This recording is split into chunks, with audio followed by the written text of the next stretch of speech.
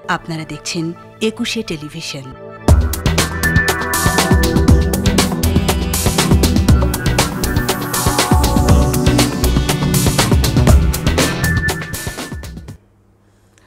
আমন্ত্রণ ২১ রাতে। দর্শক, আপনারা জানেন যে প্রধান উপদেষ্টা ডক্টর মোহাম্মদ ইউনূস তিনি বলেছেন যে বিভিন্ন প্রাতিষ্ঠানিক সংস্কারের পরে নির্বাচন, অর্থাৎ নির্বাচনটা অবশ্যই হতে হবে মানুষের, সেটি এক ধরনের প্রত্যাশা। তবে তার আগে তো অবশ্যই সংস্কারের প্রয়োজন রয়েছে। এক রাজনৈতিক সরকার যায় আর এক রাজনৈতিক সরকার আসে, কিন্তু মানুষ আসলে কি পায় সেই জায়গা থেকে অবশ্যই সংস্কারের প্রত্যাশা রয়েছে সবার। কিন্তু পাশাপাশি এটিও তো সত্য যে রাজনৈতিক সরকার ছাড়া আসলে গণমানুষের প্রত্যাশাগুলো বা তাদের আশা আকাঙ্ক্ষাগুলো কতটুকু তারা উপলব্ধি করতে পারে, এসব বিষয় নিয়ে আমরা আজ কথা বলবো। আমাদের আজকের বিষয় সংস্কার এবং নির্বাচন। এই বিষয়ে কথা বলার জন্য আমাদের ২১-এর স্টুডিওতে আজ উপস্থিত রয়েছেন সাবেক সংসদ সদস্য গোলাম মাওলা রনি এবং রয়েছেন নাগরিক ঐক্যের যুগ্ম সাধারণ সম্পাদক ডাক্তার জাহিদুর রহমান। আমরা আলোচনা যাওয়ার আগে ২১ টেলিভিশনে প্রচারিত একটি সংবাদ দেখে আসবো, তার কারণ এর সাথে আরও অনেক বিষয় জড়িয়ে রয়েছে। যেহেতু সংস্কারের প্রশ্ন আসছে, বিষয়গুলো আমাদের একটু বোঝা রয়েছে। আমরা একটু সংবাদটা দেখে আসি। রিয়ার অ্যাডমিরাল এম সোহায়েল, সামরিক গোয়েন্দা সংস্থা ডিজিএফআই এর সাবেক পরিচালক lieutenant general Akbar Hossain, brigadier general Rashidul Alam, সদ্য আটক মেজর জেনারেল জিয়াউল হাসান, এমন আরও বেশ কয়েকজন সামরিক কর্মকর্তার নেতৃত্বে রাষ্ট্রীয় পৃষ্ঠপোষকতায় গত ১৫ বছরের বেশি সময় দেশ জুড়ে চলতে থাকে হত্যা, গুম, দখলদারিত্ব আর লুটপাটের রোমহর্ষক অধ্যায়। সরাসরি তাদের নেতৃত্বে উত্থান ঘটে ব্যাংক খেকো, জমি খেকো এস আলমের। ২০১৭ সালের ২৭ নভেম্বর এশিয়ার শীর্ষস্থানীয় ইসলামী ব্যাংক দখলে নেয় আওয়ামী লীগের এই অলিগার্ক। এর ২ বছর আগে ২০১৫ সালের ২৫ নভেম্বর একইভাবে দখলে নেয় মুক্তচিন্তার খোলা জানালা হিসেবে পরিচিত সেই সময়ে দেশের সবচেয়ে জনপ্রিয় গণমাধ্যম ২১ টেলিভিশন। গভীর এই ষড়যন্ত্রে সামরিক কর্মকর্তাদের সঙ্গে যুক্ত হন সাবেক প্রধানমন্ত্রীর বিশেষ সহকারী আব্দুস সোবান গোলাপ। পূর্ব পরিকল্পনা অনুযায়ী ২০১৫ সালের ৬ জানুয়ারি আটক করা হয় ২১ টেলিভিশনের চেয়ারম্যান অ্যান্ড সিইও আব্দুস সালামকে। একের পর এক মিথ্যা মামলায় বিনা বিচারে জেল হাজতের অন্ধ প্রকোষ্ঠে ২০১৭ সালের ১১ জুন পর্যন্ত দীর্ঘ ২.৫ বছর বন্দী করে রাখা হয়। তার একমাত্র অপরাধ সত্য এবং ন্যায়ের পক্ষে গণমাধ্যমকে অবিচল রাখার প্রত্যয়। ইটিভিটা এই সরকার কর্তৃক যে দখল হয়, তারা যে বিভিন্ন মিডিয়াকে তাদের কুক্ষিগত করার যে প্রক্রিয়া, সেটা কিন্তু ইটিভি দিয়েই শুরু হয়। তারা আমাদের দেশের প্রতিটি প্রতিষ্ঠানকে ধ্বংসের ব্যবস্থা গ্রহণ করে। ইলেকশন কমিশন, দুদক, সশস্ত্র বাহিনী এবং কিছু বড় ব্যবসা প্রতিষ্ঠান যাদেরকে প্যাট্রোনাইজ করে ব্যাংকগুলো ধ্বংসের দ্বারপ্রান্তে নিয়ে যায়। এস আলমের পক্ষে নগ্নভাবে কাজ করে যাওয়ার মাত্র কয়েক বছরের ব্যবধানে সামান্য নৌ কমান্ডার থেকে এম সোহায়েলের কপালে জোটে রিয়ার অ্যাডমিরাল পদ। একই সঙ্গে বনে যান চট্টগ্রাম বন্দর কর্তৃপক্ষের চেয়ারম্যান। ঐতিহ্যবাহী নৌবাহিনীর সোহায়েল একমাত্র কর্মকর্তা যিনি কোনো জাহাজ বা ঘাঁটি কমান্ড এবং গুরুত্বপূর্ণ কোনো সামরিক কোর্স ছাড়াই রিয়ার অ্যাডমিরালের পদ বাগিয়ে নেন। চট্টগ্রাম বন্দরের চেয়ারম্যান হিসেবে লুটপাট করেন হাজার হাজার কোটি টাকা। এই সমস্ত অফিসাররা আবার অনেক ব্যবসায়ী নির্দোষদের ছেলেপেলে ধরেও এরা ভিতরে আটকায় রাখতো এবং বলছে গুম করে দেওয়া হবে, খুন করে দেওয়া হবে, টাকা দেবো, এবং এদেরকে টাকা দিয়ে তারপর নাকি এই সোহেল, জিয়াউল হাসান আর এরা এগুলো করেছে। চট্টগ্রামের বাঁশখালীতে সাধারণ মানুষের জমি দখল করে এস আলমের বিদ্যুৎ কেন্দ্র নির্মাণকে ঘিরে ২০২১ সালের ১৭ এপ্রিল ৫ জন নিরস্ত্র গরিব খেটে খাওয়া মানুষকে হত্যার নেতৃত্বেও ছিলেন এই সোহায়েল। হত্যা, গুমসহ অসংখ্য ভয়ঙ্কর অপরাধের অভিযোগ তার বিরুদ্ধে। আমাদের যে সরকার কাঠামো ছিল, যে সরকার ব্যবস্থা ছিল, তারা তাদের নিজ স্বার্থে এবং আমাদের কিছু কতিপয় অফিসার যারা নিজেদের প্রফেশনালিজমটাকে ভুলে যে অন্যের কাজগুলো করেছে এবং সেই কাজ করতে যেয়ে নিজেরা কিছু ব্যক্তিগত সুবিধাও গ্রহণ করেছে। প্রায় ৬ বছর ধরে ডিজিএফআই এর মহাপরিচালক পদে থাকা লেফটেন্যান্ট জেনারেল আকবর হোসেনও হাজার হাজার কোটি টাকার দুর্নীতি করে বিদেশে পাড়ি জমিয়েছেন ৫ আগস্ট গণ অভ্যুত্থানের দুদিন আগেই। তবে এখনও বহাল তবিয়তে আছেন বিএনপি নেতা ইলিয়াস আলী গুমের মূল হোতা র্যাবের তৎকালীন লেফটেন্যান্ট কর্নেল রাশিদুল আলম। বিভিন্ন সময় হয়েছেন নানাভাবে পুরস্কৃত, হয়েছেন অঢেল সম্পত্তির মালিক। কিন্তু এ ধরনের কথিত কিছু সামরিক কর্তা ব্যক্তির কারণে পুরো বাহিনী বারবার বিতর্কিত হবে এমনটা মানতে পারছেন না সংশ্লিষ্টরা।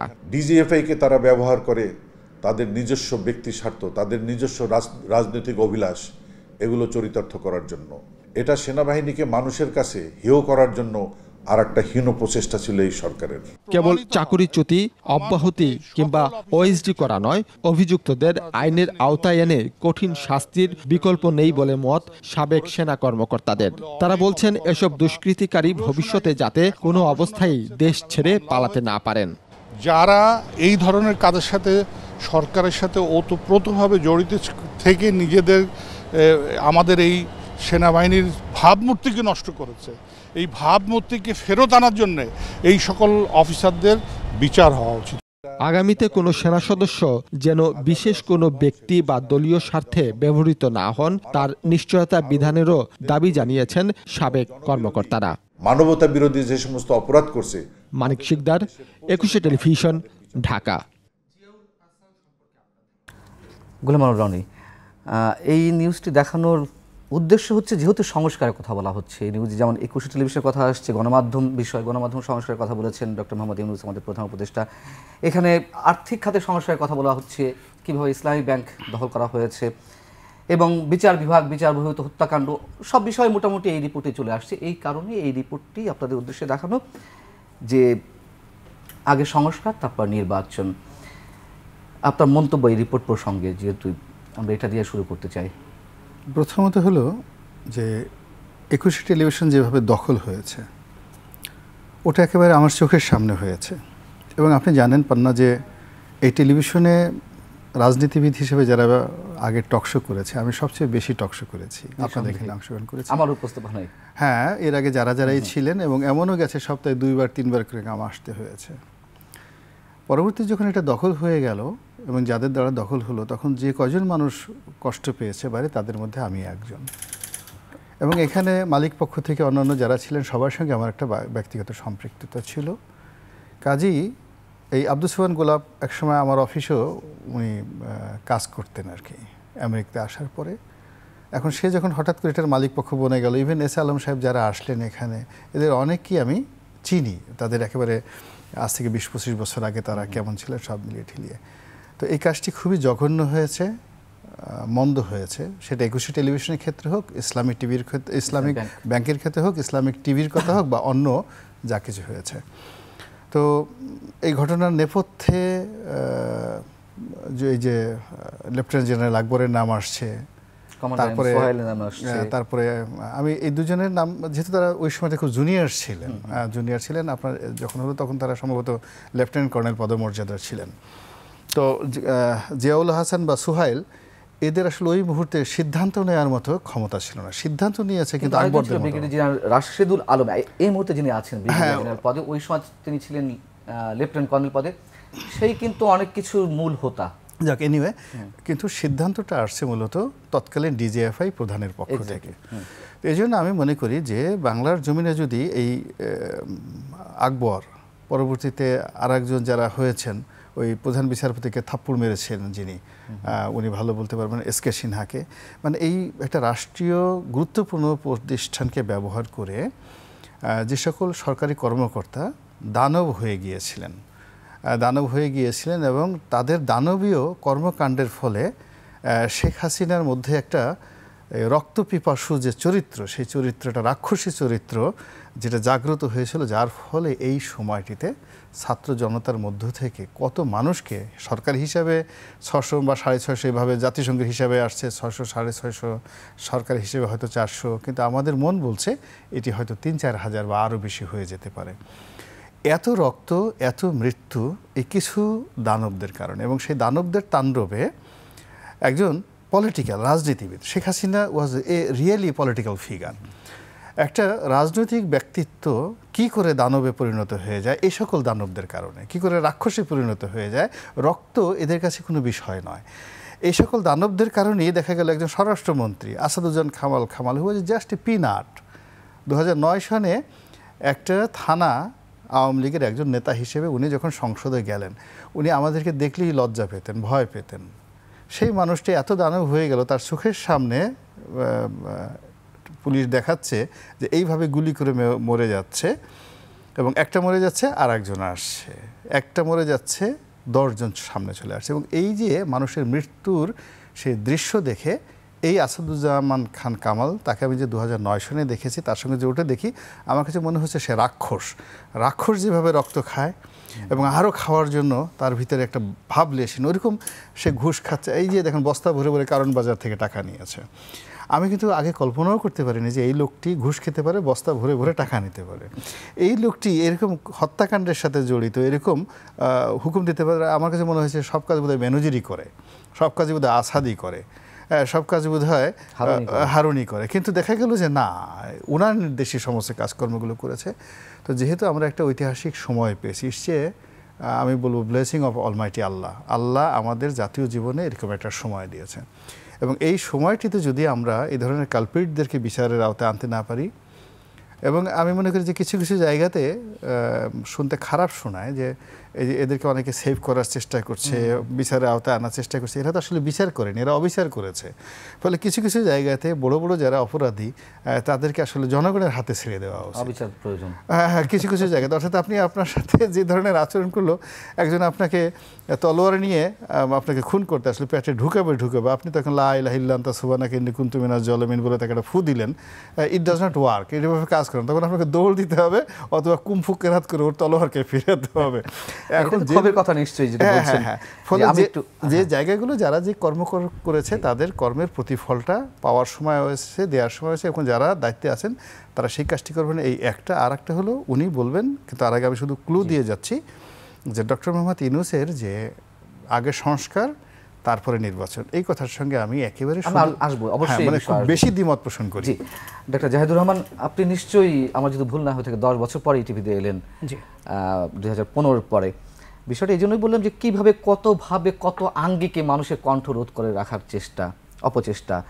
এবং 21 টেলিভিশনের উদাহরণ, ইসলামী ব্যাংকে লাখো মানুষের অ্যাকাউন্ট ছিল, তারা আস্তে আস্তে সেখান থেকে বেরিয়ে আসছে, একেবারে তলানিতে গিয়ে পৌঁছেছে তার আর্থিক অবস্থা। এই নিউজটি যে উদ্দেশ্য দেখালাম, যিনি গোলাম মাওলা বলছেন, নিশ্চয়ই আপনার মন্তব্য জানতে চাইছি। এবং প্রকৃত মালিক আবার চলে আসছেন, সাবেক চেয়ারম্যান হিসেবে ছিলেন, সবসময় তিনি চেয়ারম্যান, এখন ফিরে আসছেন। ঠিক ইসলামী ব্যাংকও সেভাবে প্রকৃত মালিকানায় ফিরে যাবে। এগুলো তো সংস্কারের অংশ, এবং সব মিলিয়ে আপনার এই রিপোর্টের সম্বন্ধে একটা মন্তব্য জানতে চাইছি, তারপরে স্পেসিফিক্যালি প্রশ্ন করব। ধন্যবাদ। মানে আমি রনি ভাইয়ের কথা শুনছিলাম, রনি ভাই চমৎকারভাবে বলেছেন। আমার কাছে প্রাথমিকভাবে একটা জিনিস মনে হয়, ধরুন একটা দেশই যদি দখল হয়ে থাকে, মানে আমরা আওয়ামী লীগ দেশটা দখল করে নিয়েছে, একটা গণতান্ত্রিক ব্যবস্থায় আমরা আপনাকে ম্যান্ডেট দিই দেশ চালানোর জন্য 5 বছরের, সেটা যদি আপনি সংখ্যাগরিষ্ঠতা নিয়ে আসেন, আপনি দেশ চালাবেন। এমনকি আমি যদি আপনাকে ভোট নাও দিয়ে থাকি, ধরুন একটা ভোট হলো, আওয়ামী লীগ জিতলো ভোটে, আমি হয়তো অন্য কাউকে ভোট দিলাম, তারপরও আমি আওয়ামী লীগকে আমার সরকার হিসেবে মেনে নেই, কারণ হলো একটা ফেয়ার গেমে আমি পার্টিসিপেট করেছি, তাতে আমি জিতি নাই, কিন্তু যারা জিতেছেন আমি তাকে ওন করি। এরা এসে যেটা করলেন 14 সাল থেকে শুরু করে এই পর্যন্ত দেশটাই দখল করে ফেলেছেন, চর দখলের মতো। এবং অনেকে একটা কথা বলেন, আমার কাছে এটাও সঠিক মনে হয় না, কেউ বলেন ধরুন শেখ হাসিনা এই দেশকে তার বাপের তালুক মনে করতেন, একদম এই ভাষা ব্যবহার করেন, কোট আনকোট। আমার কাছে তা মনে হয় না। মানে বাবার তালুকও যদি হতো, আপনি একটা দেশকে নিয়ে এরকম করে ফেলতেন না। বাবার তালুকও মানুষ একটু রয়ে শোয়ে খায়, একটু ঠিকঠাক রাখে, ঠিকঠাক রাখার চেষ্টা করে। আপনি বাংলাদেশকে শেখ হাসিনা তার একটা কলোনির মতো ব্যবহার করেছে। আপনি সম্পদ উপার্জন করেছেন, ইনভেস্ট করেছেন, করে ওটা আবার নিয়ে যাচ্ছেন, মানে ব্রিটিশরা যা করেছিল। মানে আপনি ইনভেস্ট করে দখল করে এখানে বসবাসের প্ল্যানও করেন। এই যে আমরা এখন দেখছি না যে রূপপুর পারমাণবিক বিদ্যুৎ কেন্দ্র থেকে $5 বিলিয়ন মতো পাচারি করে নিয়ে গেছে, এরকম এটা যদি একটা ক্ষেত্র হয়, কত বিলিয়ন গেছে তাহলে। সো দেশটাই যখন দখলে থাকবে, তখন মাইক্রো ম্যাক্রো আরও ছোট ছোট যত জায়গা আছে সবগুলোতে দখলদার তৈরি হবে। শেখ হাসিনা বস, সবচেয়ে বড় মাফিয়া যদি হয়, মাঝারি ছোট ক্ষুদ্র মাইক্রো মাফিয়া বিভিন্ন জায়গায় থাকবে, একেবারে পাড়ার। আপনি খেয়াল করবেন, এ তো ইটিভির পয়েন্টে কথা বলছি বা ব্যাংকের লেভেলে কথা বলছি, আমরা চিনি বলে। আপনি গ্রামীণ এলাকায় এর সাথে আরো অনেক বিষয় জড়িয়ে রয়েছে নিউজে। একদম সামরিক বাহিনীর একটি গোয়েন্দা সংস্থা, আমি আসছি ওই জায়গায়। আপনি গ্রামে যদি যান দেখবেন একটা বিএনপি নেতার ব্যবসা প্রতিষ্ঠান বা একটা দোকান ছিল, ওটা দখল হয়ে গেছে, ওটাও আওয়ামী লীগের কেউ এসে দখল করে নিয়েছে। আমি ব্যক্তিগতভাবে এরকম স্টোরি জানি, অপরিচিত মানুষের কাছেই শুনেছি যে তার কি কি দখল করে ফেলছে। সো দেশটা যখন দখল হয়েছে সবকিছু দখলদারিত্বের মধ্যে গেছে। এরপর যে কথাটা বললেন যে একটা সামরিক গোয়েন্দা বাহিনীকে আপনি যেভাবে ব্যবহার করেছেন, শুধু এটা না, আরো প্রতিষ্ঠান আছে। ধরুন আমরা রিসেন্টলি এনটিএমসিরও কথা বলছি, এই যে জিয়াউল হাসানের কথা, যে আপনি নাগরিকদের গোপনীয়তার যে বাধ্যবাধকতা আমাদের সংবিধান দিয়েছে লঙ্ঘন করে আপনি কি করেছেন। এবং আমরা লিস্ট দেখেছি, শেখ হাসিনা তার নিজের লোকদের কথাই কি পরিমাণ শুনতে চায়, একটা ডকুমেন্ট তো বেরিয়ে গেল। সো এরকম রাষ্ট্রীয় সব প্রতিষ্ঠান, কিন্তু রাষ্ট্রীয় প্রতিষ্ঠান হওয়ার কথা ছিল, আপনি এগুলো প্রত্যেকটাকে আপনার ব্যক্তিগত স্বার্থ চরিতার্থ করার জন্য ব্যবহার করেছেন। এবং এটা একটা পর্যায়ে শুধু শেখ হাসিনা না, আপনি যদি ওই সরকারের কোনো না কোনোভাবে পাওয়ারফুল কেউ হয়ে থাকেন, আপনি তাদেরকে একরকম হায়ার করতে পারেন, আপনি হায়ার করে তাদেরকে দিয়ে কাজ করানোর চেষ্টা করেছেন, আপনি প্রতিষ্ঠানগুলোকে এই করেছেন। আমি একটা উদাহরণও দিই, একটা খুবই ইম্পর্টেন্ট এক্সাম্পল। নারায়ণগঞ্জে যে 7 খুন হয়েছিল, সেখানে তো র্যাবকে ভাড়া করা হয়েছিল রীতিমতো। নারায়ণগঞ্জ র্যাবকে ভাড়া করেছেন আপনি এত কোটি টাকা দিয়ে যে আপনার এই কাজটা করিয়ে দেওয়ার জন্য। সুতরাং এই ঘটনাগুলো ঘটেছে, প্রত্যেকটা প্রতিষ্ঠানকে আপনি রাষ্ট্রীয় প্রতিষ্ঠানের জায়গা থেকে বের করে নিয়ে এসে আপনি আসলে ব্যক্তিগত যত দখলদারিত্ব সেটা এনশিওর করার জন্য, যে ডিজিএফআই এর কথা আসলো, বাংলাদেশের বিচার বিভাগের কথা আসছে, অলওয়েজ চেয়ারম্যান আব্দুল সালাম সাহেবকে দিনের পর দিন বিনা বিচারে 2.5 বছর কারাগারে রাখা হয়েছে। আপনি একটা স্বৈরাচারী ব্যবস্থা যখন কায়েম করবেন, আপনি যখন একটা স্বৈরাচারী ব্যবস্থা কায়েম করবেন, তখন আপনার প্রধান কাজ হচ্ছে রাষ্ট্রের প্রতিষ্ঠানগুলোকে কাজ করতে না দেয়া। আপনি ফোন করে করেই সব নিশ্চিত করবেন আপনি কারাগারে জামিন পাবেন কি পাবেন না, আপনার শাস্তি কমবে না বাড়বে। মানে বেগম খালেদা জিয়ার শাস্তি আপিল বিভাগে গিয়ে বেড়ে গেছে, মানে আনপ্রেসিডেন্টেড। এটা আমি বলছি না দেয়া যাবে না, রনি ভাই আইন পড়া মানুষ, এটা খুবই আনপ্রেসিডেন্টেড, এখানে প্রেসিডেন্স খুব বেশি নাই। তো এইরকমভাবেই আপনি করেছেন। প্রধান বিচারপতি কয়েকদিন আগে একটা শুনানি 1 মাস পরে করবেন, রাস্তায় আন্দোলন করলে লাভ হবে না, সেই প্রধান বিচারপতি তার শুনানি টেনে নিয়ে আসেন নাই, কারফিউর মধ্যে শুনানি করেন নাই। সো এগুলো তো বাংলাদেশে ঘটেছে। একজন সিটিং চিফ জাস্টিসকে আপনি বাংলাদেশ থেকে ঘাট ধরে বের করে দিয়েছেন। আবার শেখ হাসিনার আত্মীয় এবং গুরুত্বপূর্ণ নেতা শেখ ফজলুল তাপস ভীষণ ক্ষমতা দেখিয়ে বলছেন যে একজন সিটিং চিফ জাস্টিসকে বিদায় করে দিয়েছি। সো এইগুলো তো এইরকম প্রকাশ করেছে। সো প্রত্যেকটা প্রতিষ্ঠানকে আপনি আসলে আপনার ব্যক্তিগত ক্ষমতাকে টিকিয়ে রাখার জন্য ব্যবহার করেছেন। এবং এই কারণেই স্টেটের অবস্থা যখন এইভাবে ভঙ্গুর বা ভেঙে পড়েছে, সেই কারণেই আসলে সংস্কারের প্রশ্নটা আসছে যে এই এক্সিস্টিং ইনস্টিটিউটগুলো বা এই ইনস্টিটিউট প্রতিষ্ঠানগুলোকে নিয়ে আপনি আসলে সামনে অন্তত একটা ফেয়ার নির্বাচনের দিকে কতটা যেতে পারবেন। গোলাম মামলা রনি, আপনি বলছিলেন যে দানব তৈরি করা হয়েছে কিছু। আমরা আর্থিক খাতের দানব দেখেছি, যে অলিগার্ক গ্রুপ সৃষ্টি হয়েছে। আমরা রাজনৈতিক দানব, তার তো উদাহরণ শেখ হাসিনা নিজেই। কিন্তু সামরিক বাহিনীতে যে দানব তৈরি হয়েছে, এই ধরনের কিছু দানবের কারণে পুরো বাহিনী বিতর্কিত হচ্ছে। এবং যাদের প্রসঙ্গ এসেছে আপনার আলোচনা এবং রিপোর্টে, তারা বহাল তবিয়তে আছেন। এখানে আমি আপনাকে বলি, যেহেতু আমি রাষ্ট্রযন্ত্রের সঙ্গে ছিলাম 5টা বছর, ফলে সামরিক বাহিনীর অভ্যন্তরে কি হয়েছে, পুলিশ বাহিনীর অভ্যন্তরে, আপনারা বাইরে থেকে যেটা দেখেন, যারা রাষ্ট্র পরিচালনার সঙ্গে থাকে তারা ভিতর থেকে অনেক জিনিসগুলো দেখে। প্রথমত হলো যেখানে আওয়ামী লীগ সরকার ক্ষমতায় আসার পরই সেনাবাহিনীকে অবিশ্বাস করার একটা প্রবণতা তাদের মধ্যে কাজ করে। এই জিনিসটা বাইরের কত লোক দেখেছেন কিনা জানি না।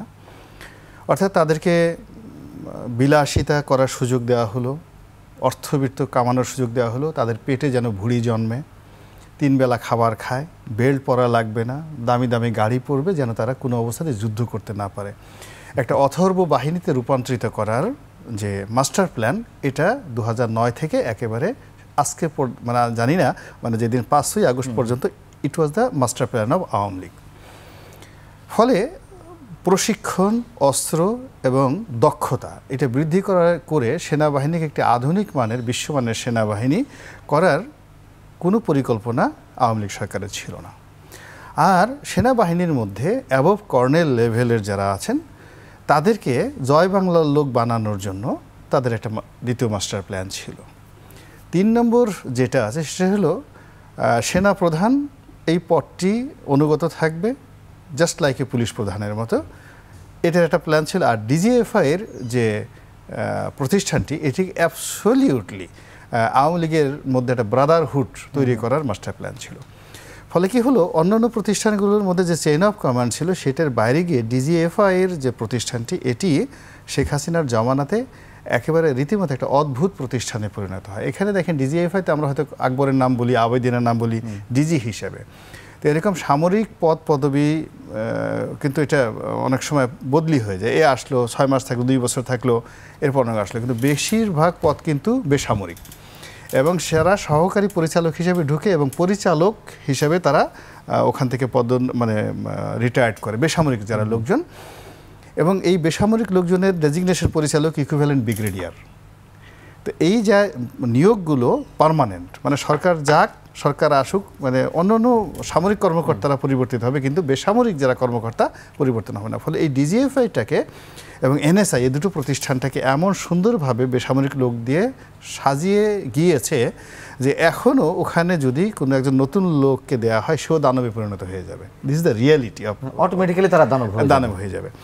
আর এই দানবদের মধ্যে আকবর এবং আবেদিন, এই দুজন বাংলাদেশের ডিজিএফআই সৃষ্টি হওয়ার পরে এই ডিজিএফআইকে সবচেয়ে বিতর্কিত, সবচেয়ে অপমানিত, সবচেয়ে লাঞ্ছিত এবং জনগণের বিরুদ্ধে দাঁড় করিয়েছে এই দুজন লোককে, যারা সরাসরি ক্লিন মিশন ছিল। ব্রিগেডিয়ার জেনারেল রাশিদুল আলম, আমি ঠিক এই অভিযোগগুলো এজ এ লয়ার হিসেবে আমি কথাটা বলতে পারি না, আমি শুধু বলতে পারি পাবলিক পারসেপশন, অর্থাৎ জনগণ মনে করে যে আকবর এবং আবেদিন এই দুজন লোক মানে বাংলাদেশের যত বড় বড় কেলেঙ্কারি, সেটা ইসলামী ব্যাংক দখল করা হোক, ইটিভি দখল করা হোক, চিফ জাস্টিস এসকে সিনহাকে চড় মারা হোক, দেশ থেকে বের করে দেওয়া হোক, এরশাদ সাহেবকে চট থাপ্পড় দিয়ে ধরে নিয়ে তারপর শেষে তাকে সিএমএসে ভর্তি করে রাখা হোক, জিএম কাদেরকে ধরে এনে তাকে দালাল বানানো করা বা তাকে বাধ্য করা সরকারের সাথে যাওয়ার জন্য, এই যে মূল যে পলিটিক্যাল ব্লান্ডারগুলো হয়েছে, এই সমস্ত কাজের জন্য যে দুজন লোককে সবচেয়ে বেশি দায়ী করা হয়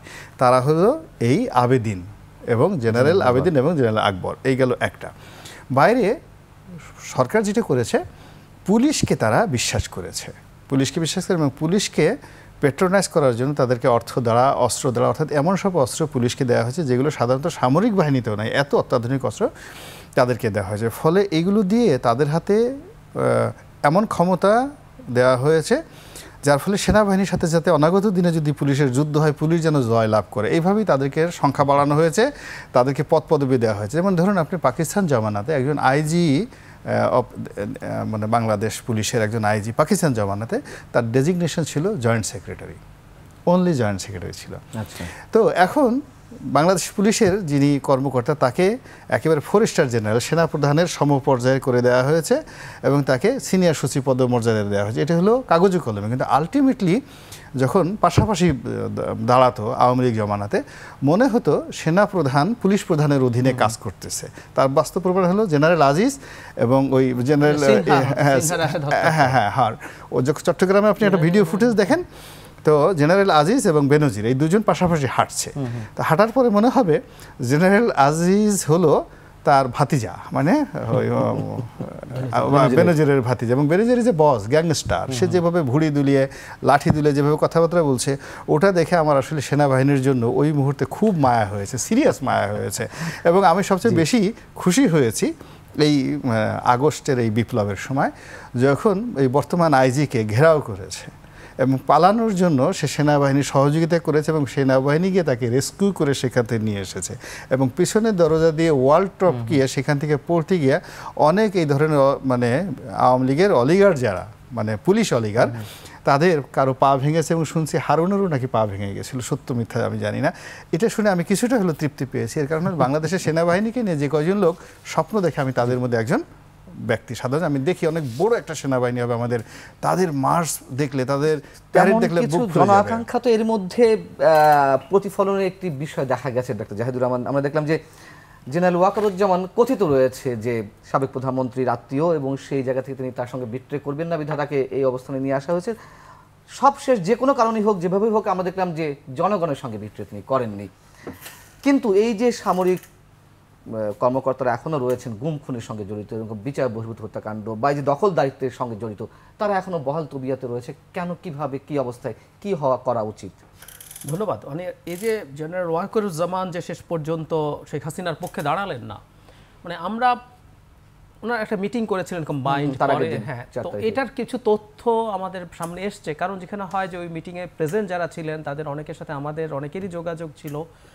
ওখানে একটা জিনিস দেখা গেছে, এটা আমাদের জন্য খুব আশার ব্যাপার। রনি ভাই যেটা বলছেন যে আসলে শেষ পর্যন্ত আমি মনে করি চেষ্টা করেও মিলিটারিকে এতটা পচিয়ে ফেলা যায় নাই, কারণ তারা ডিনাই করেছে যে আমরা আমাদের দেশের জনগণের উপরে গুলি চালাতে পারবো না, যা যা হচ্ছে এটা অন্যায় হচ্ছে। শেষ পর্যন্ত এই সম্মিলিত চাপের মুখে, সেখানে মধ্য পর্যায়ে আর একটু নিম্ন মধ্য পর্যায়ের অফিসাররা ছিলেন, তাদের সম্মিলিত চাপের মুখে দাঁড়িয়ে মিলিটারি চিফ এই সিদ্ধান্ত নিতে পারেননি। ওনার নিজেরও সদিচ্ছা নিশ্চিতভাবেই ছিল। সো আমরা, এটা আমাদের জন্য একটা আশার জায়গা, কোনো সন্দেহ নাই। এবং আমাদের এই যে অভ্যুত্থানটা আরও ব্লাডি হলো না, মিলিটারি গুলি চালালেও শেষ পর্যন্ত এই অভ্যুত্থান সফল হতে বলে আমি মনে করি। কারণ হলো মিলিটারি যে অস্ত্র দিয়ে গুলি করে, সেই অস্ত্র ইনডিসক্রিমিনেটলি বিজেপি ইউজ করে গুলি করেছে। যেদিন মিলিটারিকে দিয়ে পরে কারফিউ করতে হলো, তার আগ পর্যন্ত ওই গুলির বিরুদ্ধেই দাঁড়িয়ে আমরা জিতে আসছি। মিলিটারি তো আরও বেশি অস্ত্র আছে, ট্যাঙ্ক আছে, আর্টিলারি আছে। মিলিটারি তো আমাকে আর্টিলারি মারবে না, ট্যাঙ্ক নিয়ে নামবে না। সো ওই একই অস্ত্র আমরা ফেস করেছি। সুতরাং মিলিটারির এটা, এই সদিচ্ছাটা হওয়া আমাদের এই অভ্যুত্থানটাকে কম রক্তাক্ত করেছে তুলনামূলক। এমনি এটা মারাত্মক ব্লাডি, এটা আরও ব্লাডি হতে পারত। এবার যে জায়গাটায় এসছি, জেনারেল একটা রুলের কথা বলি, শুধু মিলিটারি না, এভরিওয়্যার আমাদের একজন সচিবও কি চাকরিতে থাকা উচিত? বাংলাদেশে শেখ হাসিনার আমলে কোনো সচিব একজনও কি আছে যিনি সরকারের আনুকূল্য ছাড়া, সরকারকে তোয়াজ করা ছাড়া, সরকারের বাজে পারপাস সার্ভ করা ছাড়া, সেই কমিটমেন্ট দেওয়া ছাড়া উনি সচিব হয়েছেন? No way. ঠিক একইভাবে মিলিটারির ক্ষেত্রেও এই কথাটা একইভাবে প্রযোজ্য। এখানেও যেসব গুরুত্বপূর্ণ জায়গা, যেগুলো বিশেষ করে সরকারের ক্ষমতায় থাকতে অপব্যবহার করা লাগে, সেই জায়গাগুলোতে নিশ্চিতভাবে ওই সরকারের অ্যাপয়েন্টেড লোকজন আছে, তারাই ছিল, তারাই আছে। কিছু চেঞ্জ হয়েছে, কিন্তু নিশ্চিতভাবে আরও অনেকেই রয়ে গেছে। সুতরাং ওই জায়গাগুলোতে একটা ক্লিয়ার কাট শুদ্ধি অভিযান লাগবেই। একটা জিনিস জরুরি, সেটা হচ্ছে আওয়ামী লীগ তো, রনি ভাই তো একসময় ওই দল থেকে এমপিও হয়েছিলেন। মানে আমি পরবর্তী এমপিদেরকে দেখি যেভাবে তারা ক্ষমতায় ছিল, আওয়ামী লীগের এমপিরাও না এই যে স্ট্রাকচার, পুলিশ প্রশাসন মিলিটারি, এদের কাছে তাদেরও পাত্তা ছিল না। কারণ আপনার ক্ষমতায় থাকার জন্য ভোট টোট লাগছে না, ওরা আপনাকে ক্ষমতায় রাখছে। ইভেন পুলিশের একজন ওসি, থানার ওসি মন্ত্রী কথাও শুনতেন না। জি, এক্স্যাক্টলি। আমি এমপিদের সাথে তো টক শো করেছি, তারা বলছেন যে একটা জেলায় ধরুন 4টা 5টা 7টা 8টা পর্যন্ত এমপি থাকে, ডিসি মনে করে এই 8টা 7টা 5টা এমপি আমার নিচে। অথচ ডিসি প্রমোশন পেয়ে যে সবচেয়ে বড় পজিশনে যাবে সিনিয়র সচিব, এমপির ওয়ারেন্ট অফ প্রেসিডেন্সি অবস্থান তারও এক ধাপ উপরে। অথচ ডিসি মনে করে প্রমোশন পেয়ে যাবে, কিন্তু তখন তো সে উপসচিব পদে বলছে সে সর্বোচ্চ যে জায়গায় যাবে, একজন এমপি তার উপরের অবস্থান। অথচ আপনি এখন উপসচিব আছেন, আপনি তাকে এই করছেন, মানে কোনো রকম কোনো পাত্তা দেয় না। সো এই জায়গাগুলোর সিরিয়াস রকম কাজ করতে হবে, যেগুলো এই অবৈধ সরকারের অবৈধ ক্ষমতা টিকিয়ে রাখার কাজ করেছে, সেটা সামরিক, সেটা বেসামরিক প্রশাসন, আরও যেখানে যেখানে আছে, এভরিওয়্যার এই শুদ্ধি অভিযান লাগবে। আমরা আলোচনা ফিরব। গোলাম মাহমুদ রনি যেটি বলছিলেন যে সংস্কারের ক্ষেত্রে ডক্টর মোহাম্মদ ইউনূস যে কথাটি বলেছেন, আপনি তার সঙ্গে দ্বিমত পোষণ করেন, সেই বিষয়টি জানবো। দর্শকেরা ছোট্ট বিরতি, ফিরছে খুব শিগগির।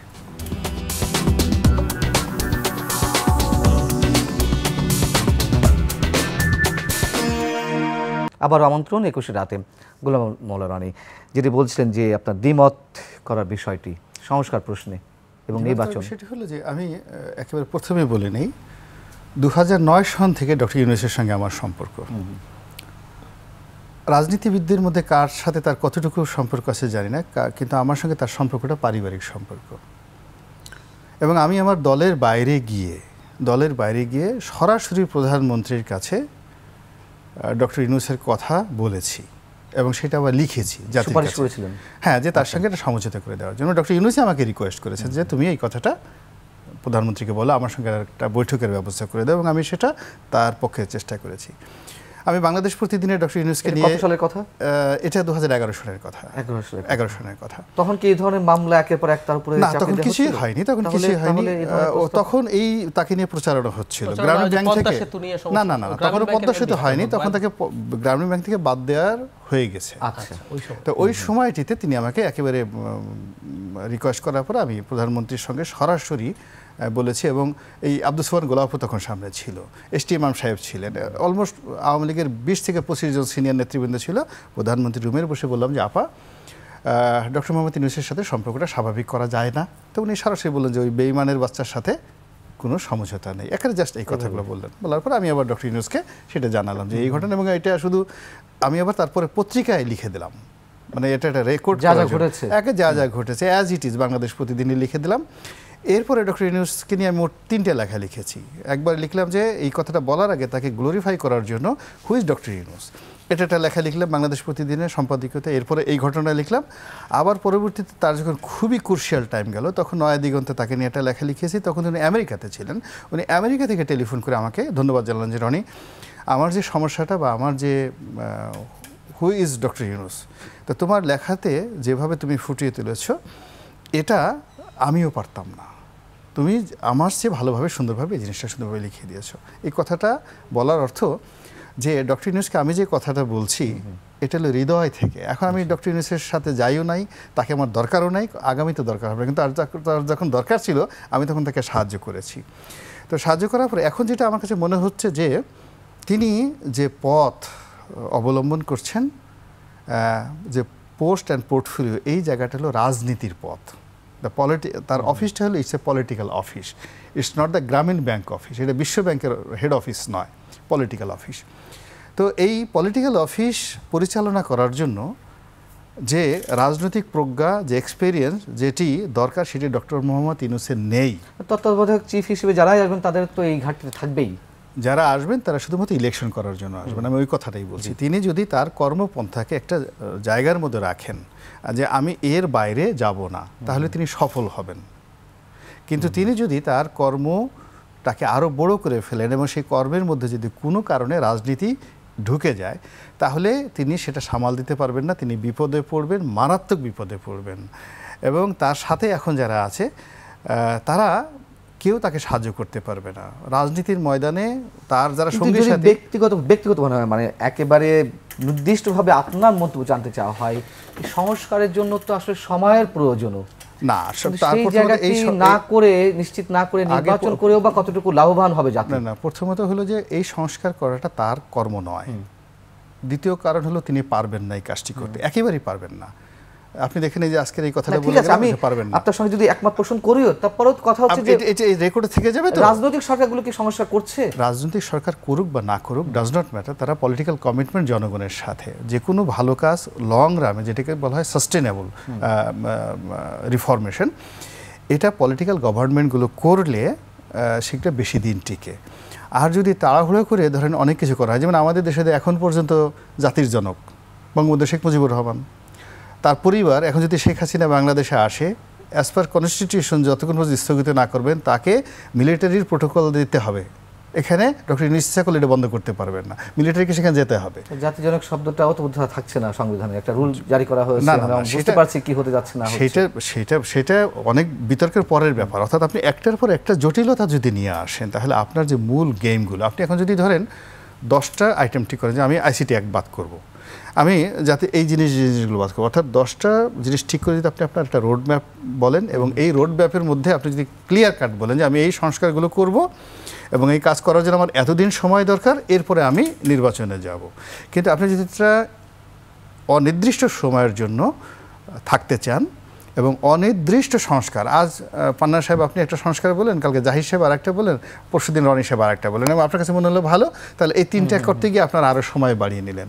ফলে এটার যে একটা পলিটিক্যাল কোনো রোড ম্যাপ দিতে পারে কিনা, হ্যাঁ, রোড ম্যাপ যদি না দেয়, তাহলে ওনার মতো মানুষ হয় কি, যারা ধরেন যারা ইকোনমিস্ট, ও অর্থনীতি খুব ভালো বোঝে, অর্থনীতির বাইরে তাকে যদি মাছ বাজারে পাঠান ভালো একটা মাছ কেনার জন্য, দেখবেন যে পচা মাছ কিনে নিয়ে আসছে। আপনার ধরেন একজন খুব ভালো মিলিটারি অফিসার, খুব ভালো লেফট রাইট করে, ঠিক আছে, আপনি তাকে টাকা গুনতে দেন, ও টাকা গুনতে পারবে না, সে বন্দুক গুলি চালাতে পারবে কিন্তু টাকা গুনতে পারবে না। তো আল্লাহ রাব্বুল আলামিন আসলে কিছু জিনিস স্পেশালি কিছু মানুষের জন্য তৈরি করে। এখন রাজনীতিবিদ যেটা, সেটা রাজনৈতিক ব্যক্তিত্বের জন্য। তো এই কারণে ওনাকে আমি বলছি যে ঝামেলা না জড়িয়ে সবকিছু, উনি যে কাজগুলো করবেন উনি যেন কোনো অবস্থাতেই বাইরের কারো দ্বারা ইনফ্লুয়েন্স না হয়ে, ওনার নিজস্ব, ওনার তো একটা বয়স হয়েছে নাও, কত 83 না 84 বছর বয়স, তো 84 ইয়ার্স ওল্ড। আমি তাকে যখন 2011 সনে দেখেছি, তার সাথে এখন তিনি অনেক বিধ্বস্ত হয়েছেন শারীরিকভাবে। আপনি দেখেন যে শেখ হাসিনা এই বুড়া বয়সে সবাই মনে করে সে আরও 100 বছর বাঁচবে, কিন্তু আলটিমেটলি তার স্ট্রেংথ ছিল না, টান দিলে ছিঁড়ে যায়। এটার প্রত্যেকটা জিনিসের কি আছে, বয়সটাও দেখতে হবে। আপনারা দুজনেই রাজনীতিবিদ, গোলাম মামুনুর রানী তো অবশ্যই, আপনি নিজেও রাজনীতিবিদ, এখন এই পরিচয় ছাপিয়ে এখন আপনারা রাজনৈতিক ভাষ্যকারে হিসেবে, রাজনৈতিক ভাষ্যকার হিসেবে মানে বেশি পরিচিত হয়ে বিশ্লেষক, পলিটিক্যাল অ্যানালিস্ট এবং উই আর হ্যাপি। অ্যানালাইসিসের জায়গা থেকে একই সঙ্গে পলিটিক্যাল পারসন হিসেবে আসলে কি হওয়া উচিত? রাজনৈতিক দলগুলো তো আসলে কোনো সংস্কারে হাত দিচ্ছিল না, এবং পাশাপাশি এটাও সত্য কথা, একটা অনির্বাচিত সরকারও দীর্ঘদিন ধরে ক্ষমতা থাকতে পারে না। এই গোলকধাঁধার মাঝে আসলে কি হওয়া উচিত? ধন্যবাদ প্রণব ভাই। এখানে একটা জিনিস একটু প্রথমে ক্লিয়ার করে নেওয়া দরকার, আমরা এই সরকারটাকে কোনোভাবেই যেন 1-11 সরকার সাথে না মেলাই। রাইট, আমরা অনেকেই দেখলাম এই চর্চা আমাদের সমাজে আছে, 1-11 জাস্ট একটা মিলিটারি ইন্টারভেনশন, সোজা সাপটা কথা। 1-11 যখন ঘটে, 22 তারিখ নির্বাচন ছিল, বিএনপি একতরফা নির্বাচনে যাচ্ছিল, আওয়ামী লীগ এরশাদের মনোনয়নপত্রের সংকটের কারণে তাদের সব উইথড্র করলো। মাঠে কি আদৌ কিছু হচ্ছিল? একটা লগি বৈঠক হয়েছিল অক্টোবর মাসের 28 তারিখ, ওটা খেয়াল করে দেখেন কতদিন আগের কথা। জাস্ট একটা মিলিটারি ইন্টারভেনশন হলো, ওই সময়কার জিওপলিটিক্যাল হিসাব নিকাশে এই ঘটনাটা ঘটেছিল। এবারকার সরকারটা কিন্তু একটা গণ অভ্যুত্থানে বিজয়ীদের নির্ধারিত, তাদের দ্বারা সিলেক্টেড একটা সরকার, একেবারে ভিন্ন ক্যারেক্টার, এটা ভিন্ন সরকার। এটা অন্তর্বর্তী হলেও, এটাকে আমরা অনির্বাচিত বললেও আমরা কোনোভাবেই এটাকে মনে করতে পারি না যে এটা আসলে জনগণের সমর্থনহীন সরকার। ফ্র্যাঙ্কলি বললে 1-11 মানুষ কিন্তু প্রথম সমর্থন করেছিল, আর সেই তুলনায় এটা একেবারে এই দেশের আপামর মানুষের একটা মুভমেন্ট, রক্তের উপর দিয়ে আসা একটা সরকার। সুতরাং এর ম্যান্ডেট যে খুব কম আমি তা মনে করি না, সিরিয়াসলি মনে করি না, এটা যথেষ্ট ম্যান্ডেট আছে। এখন এটা প্রশ্ন আছে ট্রুলি ওনারা কি করে, রনি ভাইয়ের সাথে এই জায়গায় একমত যে তাদের আসলে এখনও তো আসলে সরকার ঠিকঠাক মতো সেটেলড হতে পারেনি। কারণ আপনি কি একটা সরকার কল্পনা করতে পারেন বাংলাদেশে স্বাধীনতার পর, মানে জাস্ট পরপর না, তারপরের দিক থেকে একটা সরকার ক্ষমতায় থেকে দেখলো পুলিশ বলে কিছু নাই, মানে পুলিশ না থাকলে সরকার থাকে, সচিবালয় নাই। এরশাদের মতো মানুষের পতনের পর কি পুলিশ পালিয়েছিল? না। সো এই টাফ কাজগুলো করে সেটেল করে তাদের একটা, আমি মনে করি কিছু সংস্কার তাদের করতে হবে, এবং জনগণের স্বার্থে, এবং যারা এই অভ্যুত্থানকে নেতৃত্ব দিয়েছে তাদেরও বক্তব্য আছে। তো ওনার যে কাজটা হবে, তারা political stakeholders, other people, সমাজের অন্যান্য মানুষদের সাথে আলোচনা করে একটা জায়গায় আসা যে ওনারা কী কী সংস্কারগুলো করতে চান। ধরুন পুলিশের যে অবস্থা আছে, কাগজে কলমে আমাদের যেহেতু আগের তত্ত্বাবধায়ক, এটা কিন্তু তত্ত্বাবধায়ক সরকার না, এটা অন্তর্বর্তীকালীন সরকার বলা হচ্ছে, 3 মাস বা 6 মাসে আপনি কি বিশ্বাস করেন বা মনে করেন যে পুলিশ বাহিনীকে যা করা হয়েছে, এই পুলিশ বাহিনীকে আপনি একটা নির্বাচন করার উপযোগী অবস্থায় আনতে পারবেন? প্রশাসনকে পারবেন। নির্বাচন কমিশন আপনি একবারে চেঞ্জ করলেন, কিন্তু আমাদের নির্বাচনে তো আসলে নির্বাচন কমিশন না, মূল কাজগুলো প্রশাসন এবং পুলিশ করে, ডিসিরা করে। যেই ডিসি 18 সালে রাতের বেলা ভোট নিশ্চিত করেছিল, এসপিরা করেছিল, তারা আছে। আপনি কতজনকে সরাবেন, তাদের ওই পদে কিভাবে আনবেন, এটার জন্য একটা ভেটিং লাগবে। কোন মানুষগুলোকে আপনি আনবেন, কিভাবে আনবেন, কিভাবে প্লেস করবেন, কাজটা কিন্তু সোজা না। আইনগত এই যে বিচার বিভাগটাকে তো লন্ডভন্ড করে দিয়ে চলে গেছেন, সেটাকে একটু সিস্টেমের মধ্যে আনা। কারণ বিচার বিভাগ যদি ঠিকঠাক না থাকে, আপনি দেখবেন যে নির্বাচনের সাথে সেগুলোও জড়িত, প্রচুর নির্বাচনী ট্রাইব্যুনাল আছে, মামলা আছে, সেগুলো চলবে। আর একটা জিনিস আমি আমার একদম নাগরিক হিসাবে বলি, রনি ভাই নিশ্চয়ই মনে আছে, সেটা হলো দেখেন আমাদের রাজনৈতিক বড় দলগুলো অনেক বেশি পাওয়ার হাতে চায়, ফলে সেনা সংস্কারের পথে বলে করব কিন্তু করে না। আমি একটা উদাহরণ দিই। 1999 সালে মাজদার হোসেন মামলার রায় হয়েছিল, যেখানে বলা হয়েছিল নিম্ন আদালতকে উচ্চ আদালতের হাতে দিতে হবে, সরকার থেকে পৃথক করতে হবে। আজকে আমরা দেখি হয়তো এক্সিকিউটিভ ম্যাজিস্ট্রেটরা মোবাইল কোর্ট পরিচালনা করে, এটাও কিন্তু অসাংবিধানিক। আর একসময় তারা এজলাসে বসে বিচার করতো। তো 99 সালে মামলার রায় হলো, এরপর 2 বছর আওয়ামী লীগ ক্ষমতায় ছিল, তারা কি বিচার বিভাগ পৃথিবীকরণের স্টেপ নিয়েছে? আচ্ছা, মজার ব্যাপার, এরপর তো 5 বছর বিএনপি ছিল, নিয়েছে? আমি ওইটা উচ্চ আদালতের রায় ছিল, বিএনপিও করেনি, করলো কে? তত্ত্বাবধায়ক সরকার, ১/১১ সরকার এসে প্রথমবার এই কাজটা করলো। এবং আমাদের মনে থাকার কথা, একজন বিখ্যাত এক্সিকিউটিভ ম্যাজিস্ট্রেট ছিলেন রকনুদ্দৌলা, উনি জ্বালাময়ী বক্তৃতা দিয়েছিলেন যে সবাই একত্র হওয়া, আমাদের ক্ষমতা নিয়ে নিচ্ছে ইত্যাদি ইত্যাদি। সো ওই কাজটা কিন্তু ১/১১ সরকার এসে করলো। কিছু আনপ্লেজেন্ট সংস্কার আছে যেগুলো আমি মনে করি, বা এখনো আমি আপনাকে উদাহরণ দিই, এই যে নির্বাচন কমিশনের কথা বললেন, নির্বাচন কমিশনের অফিসাররা কারা? নির্বাচন কমিশনের সরকারের সচিব যাবে কেন? বিচার বিভাগের কি একটা পৃথক সচিবালয় আছে এখনো? ওই আইন মন্ত্রণালয় তো সবকিছু নাই তো। মাজদারসের মামলায় ক্লিয়ারলি বলা হয়েছিল ওর সচিবালয় আলাদা হবে। সো এরকম কিছু জায়গা আছে যেগুলো আমি মনে করি রাজনৈতিক সরকার হয়তো অনেক ক্ষেত্রেই করতে চাইবে না, তবে এই সরকারটার উচিত হবে রাজনৈতিক দলকে আস্থায় নেয়, এটা জরুরি। আপনি যদি মেজর স্টেক হোল্ডার, ধরুন আমি বলি বিএনপিকে আস্থায় না নিয়ে এটা সেটা করে ফেলেন, দিনের শেষে হবে না। আপনি তোকে তো একটা সময় ইলেকশন দিতেই হবে, বিএনপি সেটা চেঞ্জ করে ফেলতে পারে। সেজন্য তাদের একটা কনসেনসাস এখন আসলে এনশিওর করতে হবে, করে কিছু সংস্কার তাদের করতে হবে, নির্বাচনের জন্য শুধু না, ভবিষ্যতের বাংলাদেশটাও যাতে সুন্দরভাবে চলে সেরকম কিছু করা উচিত হবে। এবং আমি মনে করি যেহেতু এটা গণ অভ্যুত্থানের মাধ্যমে, রক্তের মাধ্যমে অর্জিত সরকার, তাদের সেই ম্যান্ডেটও আছে। গোলাম মামলা রনি, নিশ্চয়ই আপনি বলছেন যে রোড ম্যাপের কথা, যে অন্তত একটা পথনকশা তারা ঘোষণা করুক যে এই কাজগুলো করবে, এতদিন সময়ের প্রয়োজন। এর মধ্যে মনে করুন যে সংস্কারের কথা যদি আসে, বিচার বিভাগ, নির্বাচন কমিশন, গণমাধ্যম, আর্থিক খাত, আরো বিভিন্ন বিষয় রয়েছে, কোনগুলোকে এমফাসাইজ করা উচিত? আমি প্রথমে, যেহেতু আমি আইনের ছাত্র, আর এখানে জনাব জাহেদ সে খুব মেধাবী একজন মানুষ, যেহেতু ডাক্তার। আমাদের দেশে সাধারণত আমরা যারা ইউনিভার্সিটি পড়ি, আমাদের সে আপার লেভেলের যারা লোক, ওরাই ডাক্তারিতে যায় আর কি। তো সেখান থেকে তিনি রাজনীতির বিশ্লেষণ করেন। তো কাজেই আমি তার যে ইউটিউবের বক্তব্যগুলো শুনি, তিনি হয়তো আমাদেরগুলো শুনে মোরাল যেভাবে রাজনীতির বিশ্লেষণ করেন, উনি প্র্যাকটিস করে কখন, এটি তো মানে মোরালেস হয় কি, আমরা যারা সামাজিক মাধ্যমে কথাবার্তা বলি বাংলাদেশে এবং দেশের বাইরে, আপনি দেখবেন কথাবার্তা মোটামুটি 19-20। ওনার সাথে কিন্তু আমার কখনই টেলিফোনে কথা হয়নি, দেখা হয়নি, কিন্তু ওনার ভিডিও দেখলে আমার মনে হয় আমার কথাগুলি তিনি বলছেন, আবার আমারটার জন্য দেখানো আমার মনে হবে অ্যাজ ইট ইজ। এখানে একটা ব্যাপার হলে শুনেন, এখানে প্যাচ লাগানো হয়ে গেছে। এই যে সরকারটা চলছে সংবিধানের অধীনে, এটা দরকার নাই। মানে ফরহাদ মাজার সাহেব যেটা বলেছেন, অ্যাটফার্স্ট হলো যদি এই সংবিধানটাকে আপনি চালু রাখেন, চালু রাখার পরে এই এখন যারা আছেন তারা সবাই ভবিষ্যতে বিপদে পড়বেন। এটা একটা বৈপ্লবিক সরকার, গণ অভ্যুত্থানের পরে সংবিধান অনুযায়ী গণ অভ্যুত্থানের ওদের ডিলিটেড। এই প্রথম কাজটা করার জন্য ওনার 1 মিনিট সময় লাগবে। দেন তাকে সিদ্ধান্ত নিতে হবে তিনি কি প্রধান উপদেষ্টা থাকবেন না প্রেসিডেন্ট হবেন। এটা নিতে ওনার 1-2 মিনিট সময় লাগবে, জাস্ট 2 মিনিট, উনি বলবে আর হয়ে যাবে। আর বাকি যে সিদ্ধান্তগুলো উনি নিতে চান, যেমন বিচার বিভাগের জন্য একটা পৃথক সচিবালয় দরকার, তারপর শেষে একটা পুলিশ কমিশন দরকার, বা অন্যান্য যে বিষয়গুলো দরকার, এই বিষয়গুলো অ্যাজ এ রাষ্ট্রপতি হোক বা তিনি সরকার প্রধান, রাষ্ট্রপ্রধান হিসেবে এখন যেটাই ডিগ্রি হিসেবে জারি করবেন, এটা ডিগ্রি বলা হয়, ডিগ্রি হিসেবে জারি করবেন। পরবর্তী রাজনৈতিক সরকার আসেন, তারা যে সংবিধান নেবেন বা যা কিছু করবেন, এই ডিগ্রিগুলো এখানে অন্তর্ভুক্ত হয়ে যাবে অটোমেটিক্যালি। কাজেই কোনো একটা সিদ্ধান্ত একসাথে বসে একদিনের মধ্যে 24 ঘন্টা লাগবে এই সিদ্ধান্ত নিতে, মানে 24 ঘন্টা, 2 থেকে 3 ঘন্টা লাগবে সিদ্ধান্ত নিতে। এগুলো সব তো মুখস্থ, এগুলো তো আমাদের প্রাণের দাবি। 2 থেকে 3 ঘন্টা, আর এগুলো টাইপ করতে যতক্ষণ লাগে, ডিক্লেয়ার করতে যতক্ষণ লাগে। দেন উনি নির্দিষ্ট সময়ের মধ্যে কাজগুলো শুরু করবেন, আর বাকি কাজগুলো পরবর্তীতে যারা আছে তারা সুন্দরভাবে করবেন। ফলে এই জন্য উনি রোড ম্যাপ দিতে পারেন। এইগুলো একটা। 2 নম্বর হলো, যেই কাজগুলো খুবই অসুন্দর হয়েছে, একেবারে খুবই অসুন্দর হয়েছে, এই শাস্তিগুলো দিতে হবে। এখন শাস্তিগুলো কিভাবে দিবেন? ধরুন আমাদের দেশে একটা মানবাধিকার কমিশন আছে, এখনও তো মানবাধিকার কমিশন আছে। আমার টাকায়, আপনার টাকায় এই মানবাধিকার কমিশনের যারা লোকজন আছে তারা বেতন ভাতা খেয়েছে। এতগুলো লোক মারা গেল, একটা লোক কথা বললো না, তাহলে কমিশন রেখে লাভটা কি? আর যে লোকগুলো আমাদের টাকা খেয়েছে তাদেরকে যদি আপনি বিচার করেন, এই মানবাধিকার যিনি কমিশনার রয়েছেন, সব মানে যারা যারা আছেন, চেয়ারম্যান আছেন, যে তারা এই কাজগুলো করেনি, তথ্য কমিশনার আছে, এই যে সমস্ত আপনি যে আকবরের কথা বললেন, তারপরে আমি আকবরের সাথে সাথে আবিদিনের কথা বললাম।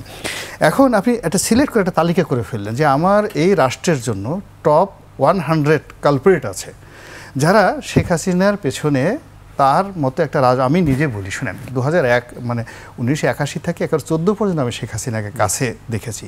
ওয়ান অফ দ্য মানে ফ্যান্টাস্টিক লেডি পলিটিক্যালি, তার অনেক বদনাম আছে কিন্তু তারপর ভালো। এই মানুষটিকে এই 2014 থেকে 2024 পর্যন্ত এই যে 100 লোক মিলে তাকে এরকম একটা রক্তপিপাসু যারা বানিয়ে ফেললো, এই 100 লোকেরকে শাস্তি দেওয়ার জন্য একটা তালিকা করবেন, এবং সেই তালিকা আপনার করা লাগবে না। আমরা যারা আন্দোলন করেছেন, এই যে ছাত্র জনতা যারা আছেন, তাদের মধ্যে আপনি একটা কমিটি করে দেন। দেখবেন যে আপনি আমি যে তালিকা করেছি, ওনাকে একটা তালিকা দেন, সাংবাদিকদের 3টা তালিকা দেন, 300 লোকের, ওর মধ্যে মিলিয়ে আপনার একটা বৈঠকে মিলে 100 জনকে ফাইনাল পর্যায়ে আচ্ছা করে আপনি একটা ট্রাইব্যুনাল করে দেন, একটা স্পেশাল ট্রাইব্যুনাল করে দেন, করে এদের বিচার করতে হাইয়েস্ট বলে দেন 3 মাসের মধ্যে এদের বিচার হবে, করে ফাঁসিতে লটকাই দেন সবগুলোকে। জাহিদুর রহমান, অনেক ধরনের সংস্কার কথা বলা হচ্ছে এবং কোনটা কোনটা খুব মানে গুরুত্ব সহকারে করা হবে সেটির বিষয়ে আপনারা বলছেন, কিন্তু এই সরকারের অধীনে হোক অথবা পরবর্তী সরকারের অধীনে হোক, খুব সেন্সিটিভ যে জায়গাটিতে আমরা প্রথমের দিকে আলোচনা করছিলাম, সামরিক বাহিনীতে যারা নিজেরা দানব হয়ে উঠছেন এবং তাদের কারণে পুরো বাহিনী বিদ্রোহ করতে হচ্ছে, এই জায়গাটি সংস্কার হবে কিভাবে? খুবই জরুরি একটা প্রশ্ন, কারণ সামরিক বাহিনী একটা রাষ্ট্রের, আমি একটু বলে নেই, আমাদের এক ধরনের সুশীলীয় আলোচনা আছে সামরিক বাহিনী বা সামরিক এত ব্যয় কেন করতে হবে ইত্যাদি, এটা আমরা না করলে তুলে দিয়ে এই টাইপের আলাপও কেউ কেউ করার চেষ্টা করেছেন। আমরা বাংলাদেশ এখন যে জায়গায় আছে, আমরা সারা পৃথিবীর দিকে যদি একটু তাকাই, আজকে সুযোগ নেই, নাহলে আমি সেই ব্যাপারে হয়তো কথা বলতে পারতাম। আমার আগ্রহের জায়গায় জিওপলিটিক্যালি বাংলাদেশ যে পজিশনে আছে, চায়নার সাথে আমেরিকার একটা ইম্পেন্ডিং কনফ্লিক্ট আসছে, ইন্দো প্যাসিফিক স্ট্র্যাটেজি হচ্ছে, কোয়াড তৈরি হয়েছে, চায়না কন্টেইনমেন্টের স্ট্র্যাটেজি, আমাদের এই মুহূর্তে national security is serious stake. So আমাদের অত্যন্ত শক্তিশালী একটা মিলিটারি আমাদের লাগবে, একদম সোজা সাপটা কথা। আপনি চান বা না চান, মিয়ানমারকে আমাদের সাথে যে কোনো দিন একটা ফুল ফ্রন্ট, আমি ভারতকে সরিয়ে রাখি, মিয়ানমারের সাথে আপনার একটা যুদ্ধ বেঁধে যেতে পারে না। সুতরাং আমাদের একটা খুব শক্তিশালী, সে শক্তিশালী ইন আ সেন্স প্রফেশনাল, এবং তার কাজ হলো প্রস্তুত থাকা ফর ওয়ার। আমাদের বিভিন্ন প্রজেক্টে মিলিটারিদেরকে দেয়া হয়েছে, তারা প্রজেক্ট ডিরেক্টর হচ্ছেন, ওখানে প্রজেক্ট করছেন, তারপরে কিছু কিছু ক্ষেত্রে তাদেরকে অ্যাডমিনিস্ট্রেটিভ পজিশনে আনা, কিছু কিছু ক্ষেত্রে তাদেরকে নিয়ে প্রতিপক্ষ দমন, এই প্রত্যেকটা জায়গা থেকে সময় এসছে। এবং মিলিটারি, আমি বিশ্বাস করি তারা রিয়ালাইজ করবেন যে এই গণ অভ্যুত্থানের পর আমরা একটা নতুন বাংলাদেশের স্বপ্ন দেখছি। প্রতিটা প্রতিষ্ঠান যখন চেঞ্জ হওয়ার কথা বলছি, আমাদের মিলিটারিকে একদম প্রফেশনাল, সেটার জন্য তাদের যা যা সুবিধা দরকার, আমাদের যা যা ইকুইপমেন্টস দরকার, বিশেষ করে মিলিটারি হার্ডওয়্যারের কথা বলছি, সুযোগ সুবিধার বাইরে আরেকটা জিনিসও তাদের মনে রাখা দরকার, আমরা তো গরিব দেশ। সো আমাদের মিলিটারির ও ফ্যাসিলিটি আর সব দেশের সাথে তুলনীয় হবে না, হয়তো তার থাকা খাওয়ার ফ্যাসিলিটি সেই রকমই হবে, কিন্তু আমাদের ইকুইপমেন্ট এবং যুদ্ধাস্ত্র সেই পর্যায়ের হতে হবে যাতে আমরা গ্লোবালি কম্পিটিটিভ থাকি। সো এটা একেবারে ইনএভিটেবল, করতেই হবে। অনেক ধন্যবাদ ডাক্তার জাহিদুর রহমান, ধন্যবাদ গোলাম মাওলানা। অনেক দর্শক, শেষ করছি, নিশ্চয়ই এই বিতর্ক আরও কিছুদিন চলবে যে আগে সংস্কার নাকি নির্বাচন পরে সংস্কার। নিশ্চয়ই এই ধরনের আলোচনা এবং সমালোচনার মধ্য দিয়ে একটা সঠিক পথ আমরা খুব শীঘ্রই বেছে নিতে পারবো, সেই প্রত্যাশায় শুভরাত্রি।